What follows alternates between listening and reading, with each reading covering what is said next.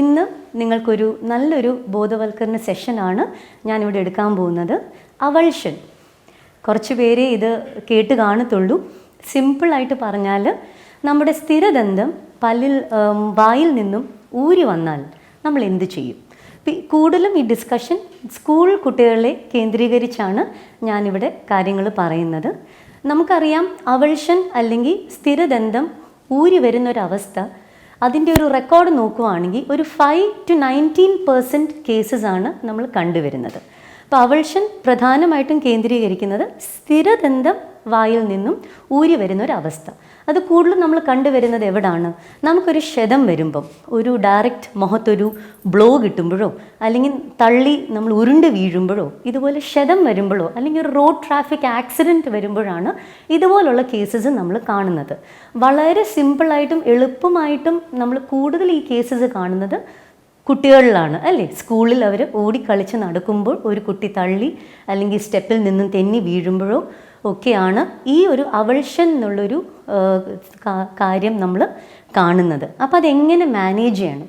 അപ്പോൾ ഇതൊരു വളരെ ഇമ്പോർട്ടൻ്റ് ഒരു സെഷനാണ്. പ്രത്യേകിച്ചും പേരൻസിനും സ്കൂളിലെ ടീച്ചേഴ്സും മാനേജ്മെൻറ്റും അറിഞ്ഞിരിക്കേണ്ട കുറച്ച് സിമ്പിളായിട്ടുള്ള കാര്യങ്ങളാണ് ഞാനിവിടെ അവതരിപ്പിക്കുന്നത്. അപ്പോൾ അവൾഷൻ എന്ന് പറയുമ്പോൾ പാൽപ്പല്ലുകളെ അല്ല, നമ്മളൊരു 6 വയസ്സ് തൊട്ട് മേലോട്ടുള്ള കുട്ടികളിൽ സ്ഥിരദന്തങ്ങളാണ് ഇരിക്കുന്നത്. ആ സ്ഥിരദന്തം നഷ്ടപ്പെടുമ്പോൾ ആ കുഞ്ഞിന് വരുന്ന മാനസിക പിരിമുറുക്കങ്ങൾ ഒരുപാടാണ്. പല്ലില്ലാത്തൊരവസ്ഥ എന്ന് പറയുമ്പോൾ നമ്മുടെ കോൺഫിഡൻസ് തന്നെ തകർന്നു പോകുന്നതാണ്, അല്ലേ? ഞാനിപ്പോൾ തന്നെ ഇവിടെ ഇരിക്കുന്നതും ചിരിക്കുന്നതും നല്ല ദന്തങ്ങൾ ഉള്ളത് കാരണമാണല്ലോ. അപ്പോൾ സുന്ദരമായ ദന്തനിരകളിൽ നിന്നും ആ ഒരു പല്ല് നഷ്ടപ്പെടുമ്പം ഉണ്ടാവുന്ന ഒരു മെൻ്റൽ ട്രോമ, അത് നമുക്ക് എങ്ങനെ ഓവർകം ചെയ്യാമെന്നുള്ളതാണ് നമ്മൾ ശ്രദ്ധിക്കേണ്ട കാര്യങ്ങൾ. അന്നേരം പ്രധാനമായിട്ടും ഇപ്പോൾ ഞാൻ കുട്ടികളുടെ കാര്യത്തിലാണ് കൂടുതൽ കോൺസെൻട്രേഷൻ തരുന്നത്. കുട്ടികൾ കളിച്ച് വരുമ്പോൾ ഇതുപോലൊരു ഇൻസിഡൻറ്റ് ഉണ്ടായാൽ അവരുടെ പല്ല് ഊരി വന്നു, അവർ നിങ്ങളെ അപ്രോച്ച് ചെയ്യുമ്പോൾ വായിൽ ബ്ലഡുമായിട്ടും ഇങ്ങനെയുള്ള ഇതായിട്ടായിരിക്കും വരുന്നത്. അപ്പം നമ്മൾ എന്തുവാണ് ചെയ്യേണ്ടത്? അതാണ് ആദ്യം ഒരു 3-4 സ്റ്റെപ്സ് മാത്രം നിങ്ങൾ ശ്രദ്ധിച്ചാൽ മതി. ഇതിനൊരു ഗോൾഡൻ ടൈം പീരീഡ് ഉണ്ട്. ആദ്യം തന്നെ നമ്മളൊരു എക്സാമിനേഷൻ ചെയ്യുക. ആ കുഞ്ഞിൻ്റെ വാ തുറന്ന് പരിശോധിക്കുക, ഈ ബ്ലീഡിങ് എവിടെ നിന്നാണ് വരുന്നത്? മുറിവുണ്ടായിട്ടുണ്ടോ? വായിലോ കവിളിലോ നാക്കിലോ വായിൻ്റെ ഏതെങ്കിലും ഭാഗത്ത് മുറിവുണ്ടായിട്ടുണ്ടോ? പല്ലെന്തെങ്കിലും നഷ്ടമായിട്ടുണ്ടോ എന്നും കൂടാണ് നിങ്ങൾ ആദ്യം ശ്രദ്ധിക്കേണ്ടത്. പല്ല് ഒടിഞ്ഞേക്കുവാണെങ്കിൽ അതിന് വേറെ ട്രീറ്റ്മെൻ്റ് ആണുള്ളത്. പക്ഷേ പല്ല് പൂർണ്ണമായിട്ടും വായിൽ നിന്ന് ആ അസ്ഥിയുടെ സോക്കറ്റിൽ നിന്നും ഊരി വന്നിട്ടുണ്ടെങ്കിൽ നിങ്ങൾ ചെയ്യേണ്ട കുറച്ച് കാര്യങ്ങളുണ്ട്. ആദ്യം തന്നെ കുഞ്ഞിന് ഫസ്റ്റ് എയ്ഡ് കൊടുക്കുക. ഒരു ഫസ്റ്റ് എയ്ഡ് ബോക്സ് അനിവാര്യമാണ്. ഒരു സ്കൂളിലായാലും ഏതെങ്കിലും ഒരു ഹോസ്പിറ്റലിലാണെങ്കിലും നമുക്ക് ഫസ്റ്റ് എയ്ഡ് അവൈലബിൾ ആണ്. ബട്ട് ഒരു ഫസ്റ്റ് എയ്ഡ് കൊടുക്കുക. കുഞ്ഞിൻ്റെ വാ നന്നായിട്ട് ക്ലീൻ ചെയ്തിട്ട് ഐസ് പാക്ക് വെച്ച് കംപ്രസ് ചെയ്യുക. ആ സമയം തന്നെ നിങ്ങൾ ഈ നഷ്ടപ്പെട്ട പല്ല് കണ്ടെത്തുക. ഈ പല്ല് കണ്ടെത്തുമ്പോഴും അതിനെ എടുക്കാനും അത് കൊണ്ടുവരാനുള്ള രീതികൾ ശ്രദ്ധിക്കേണ്ടതാണ്. ആ പല്ല് നമ്മൾ എടുക്കുമ്പോൾ അതിൻ്റെ പുറമേ കാണുന്നുള്ള ക്രൗൺ എന്നുള്ള ഭാഗത്തെ നിങ്ങൾ പിടിക്കാവൂ. അപ്പോൾ അത് വിശദീകരിച്ച് പറഞ്ഞാൽ പല്ലിന് 2 ഭാഗങ്ങളാണ് ഉള്ളത്. പുറമേ നമ്മൾ ചിരിക്കുമ്പോൾ കാണുന്നത് ക്രൗണാണ്. അതിനെ അസ്ഥിയോടും മോണയോടും ബന്ധിപ്പിക്കുന്നത് അതിൻ്റെ വേരുകളാണ്. ഈ വേരിനോട് ചേർന്നിരിക്കുന്നത് പെരിഡോണ്ടൽ ലിഗമെന്റ് ഫൈബേഴ്സ് എന്ന് പറയും. മോണയിൽ നിന്നുള്ള നാരുകളാണ് അതിനെ അസ്ഥിയോട് ബന്ധിപ്പിച്ച് വെക്കുന്നത്. അപ്പോൾ ഈ നാരുകൾക്ക് ജീവൻ ഇരിക്കുകയാണ്. അത് പല്ല് ഊരി വന്നാലും ഇതിനൊരു റീജനറേഷൻ കപ്പാസിറ്റി ഉണ്ട്. ആ ഒരു ആ ഒരു സംഭവമാണ് നമ്മൾ ഇവിടെ യൂട്ടിലൈസ് ചെയ്യുന്നത്. അപ്പോൾ ഈ പല്ല് നമുക്ക് കിട്ടുകയാണെങ്കിൽ ഡെഫിനറ്റ്ലി അതൊരു വൃത്തിഹീനമായ സ്ഥലത്തായിരിക്കുമല്ലോ. ചിലപ്പം മണ്ണ് പെരളാം, അഴുക്ക് പെരളാം.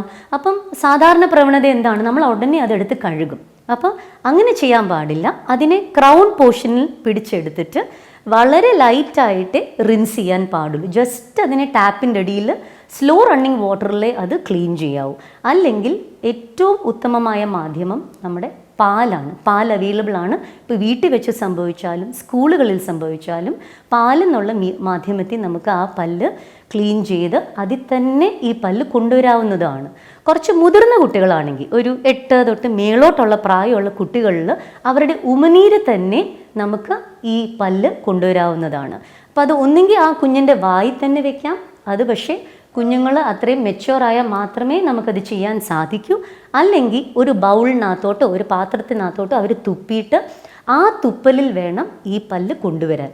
പിന്നെ ഞാൻ നേരത്തെ പറഞ്ഞ പോലെ ഒരു ഗോൾഡൻ പീരീഡ് 15 മിനിറ്റ്സ് ആണ് ഇതിൻ്റെ ടൈം.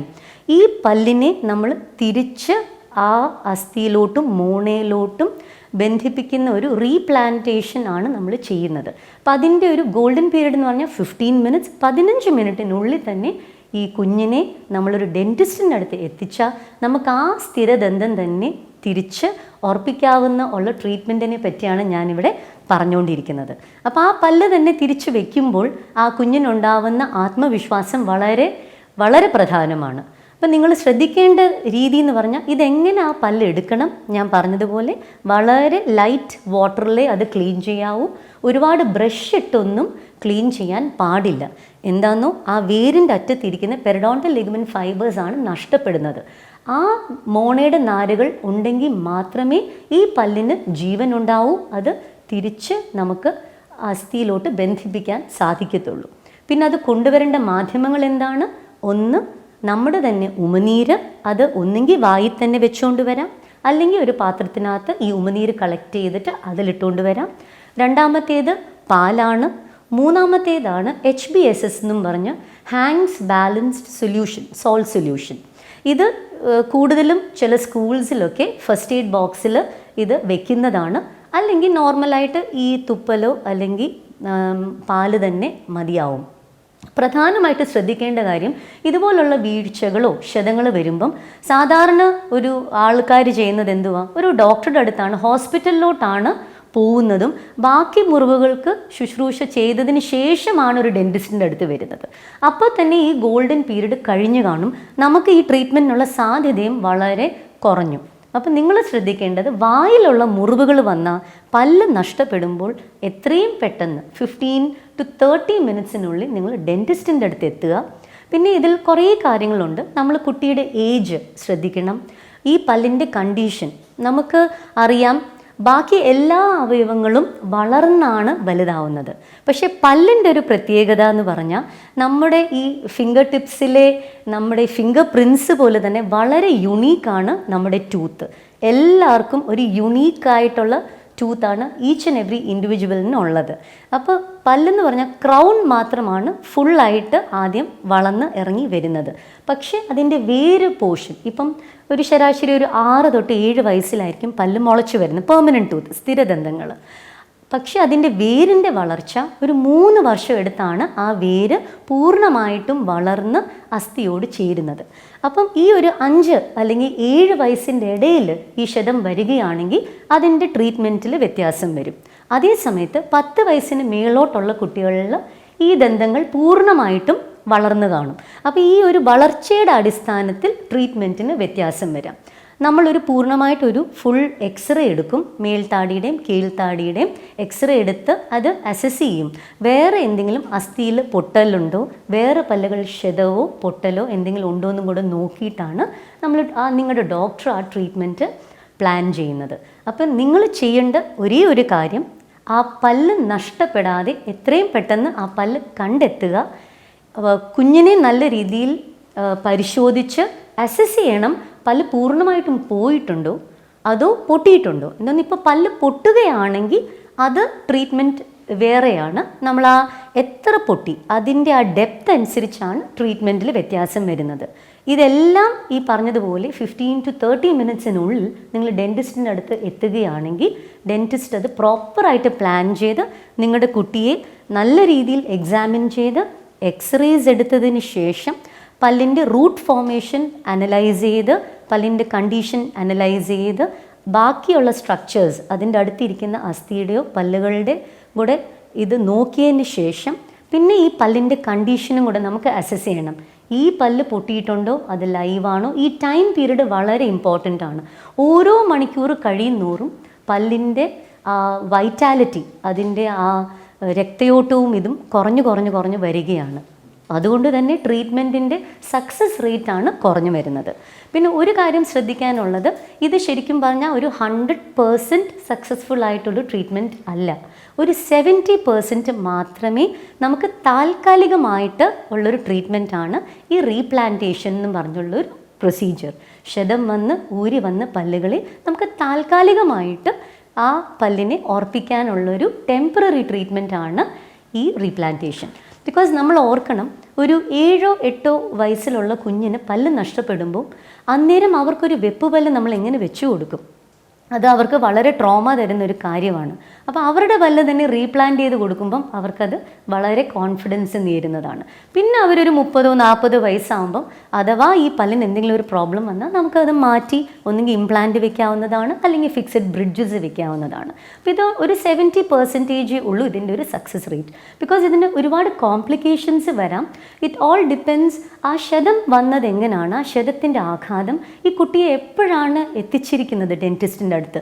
ഇതെല്ലാം ബാധകമാണ് ട്രീറ്റ്മെൻറ്റിൻ്റെ സക്സസ് റേറ്റിൽ. ബിക്കോസ് ഇതിൻ്റെ വരുന്ന കോംപ്ലിക്കേഷൻസ് എന്ന് പറഞ്ഞാൽ, ഒന്നെങ്കിൽ ആ പല്ല് നോൺ വൈറ്റലാകാം, പല്ലിൻ്റെ ജീവൻ ഇല്ലാതായി രക്തയോട്ടം നഷ്ടപ്പെട്ട് നോൺ വൈറ്റലായി ഡിസ്കളറേഷൻ, പല്ലിന് നിറം മങ്ങി. വേറെ വരുന്ന കോംപ്ലിക്കേഷൻ, ഇത് ആങ്കൈലോസിസ് എന്നുള്ളൊരു പ്രോബ്ലം വരാം. മീൻസ് ഈ പല്ല് അസ്ഥിയായിട്ട് പെർമനൻ്റ് ആയിട്ട് യോജിച്ച് അവിടെ ഒരു ആങ്കൈലോസിസ് എന്നുള്ള പ്രോബ്ലമാണ് വരുന്നത്. മൂന്നാമത് വരുന്നത് നെക്രോസിസ് അല്ലെങ്കിൽ ഇൻറ്റേർണൽ റിസോപ്ഷൻ. പല്ല് സ്വയം ക്ഷതം കാരണം ദ്രവിച്ച് മാറുകയാണ്. ഇതൊന്ന് ക്ഷതം വന്നൊരു പല്ലിൻ്റെ ഒരു പ്രോപ്പറായിട്ടുള്ളൊരു പ്രോഗ്നോസിസ്, അത് എന്തായി തീരും എന്നുള്ളൊരു ഗ്യാരൻറ്റി ഒരിക്കലും ഒരു ഡെൻറ്റിസ്റ്റിന് തരാൻ സാധിക്കത്തില്ല. ഇതൊന്നും ഞാൻ പറഞ്ഞൊരു criteria, severity of the trauma, ക്ഷതത്തിൻ്റെ ആഘാതം എത്രത്തോളം ആ ആഘാതം വന്നിട്ടുണ്ട്, എപ്പോഴാണ് ഈ പേഷ്യൻറ്റിനെ റിപ്പോർട്ട് ചെയ്തത്, പേഷ്യൻറ്റിൻ്റെ ഏജ്, പേഷ്യൻറ്റിൻ്റെ ടൂത്തിൻ്റെ റൂട്ട് ഫോർമേഷൻ, ഇതുപോലുള്ള പല ക്രൈറ്റീരിയ അനുസരിച്ചാണ് ട്രീറ്റ്മെൻറ്റിൻ്റെ സക്സസ് റേറ്റ് വരുന്നത്. അപ്പോൾ അതുകൊണ്ട് തന്നെ ഇത് നമുക്കൊരു ടെമ്പററി ട്രീറ്റ്മെൻറ്റായിട്ട് നമുക്ക് ചെയ്യാൻ സാധിക്കുന്നതാണ്. ടീച്ചേഴ്സും പേരൻസും സ്റ്റുഡൻസും മുതിർന്ന സ്റ്റുഡൻസും അറിഞ്ഞിരിക്കേണ്ട കാര്യമാണ്, നിങ്ങളുടെ ഫെലോ സ്റ്റുഡൻസിന് അല്ലെങ്കിൽ ഫ്രണ്ട്സിന് ഇങ്ങനൊരു ക്ഷതം വന്നാൽ നിങ്ങൾ എന്താ ചെയ്യേണ്ടത്? അപ്പോൾ വളരെ ലളിതമായിട്ട് ഞാൻ ഒരു 3 കാര്യങ്ങളെ പറയുന്നുള്ളൂ. ശ്രദ്ധിക്കുക, ഇതുപോലൊരു ക്ഷതം വരുമ്പം ആദ്യം നോക്കേണ്ടത് പല്ല് ഊരിപ്പോയിട്ടുണ്ടോ, രണ്ടാമത് നോക്കേണ്ടത് എന്തുവാണ്, ആ പല്ല് കണ്ടെത്തുക, അതിൻ്റെ ക്രൗണി മാത്രം പിടിച്ച് വളരെ സിമ്പിളായിട്ടൊന്ന് റിൻസ് ചെയ്ത് അത് പാലിലോ ഉമിനീരിലോ കൊണ്ടുവരിക. മൂന്നാമത്തെ കാര്യം, എത്രയും പെട്ടെന്ന് നിങ്ങളുടെ അടുത്തുള്ള ഡെൻറ്റിസ്റ്റിനെ വിസിറ്റ് ചെയ്യുക. ബാക്കി ട്രീറ്റ്മെൻറ്റ്സ് അവർ ചെയ്യുന്നതായിരിക്കും.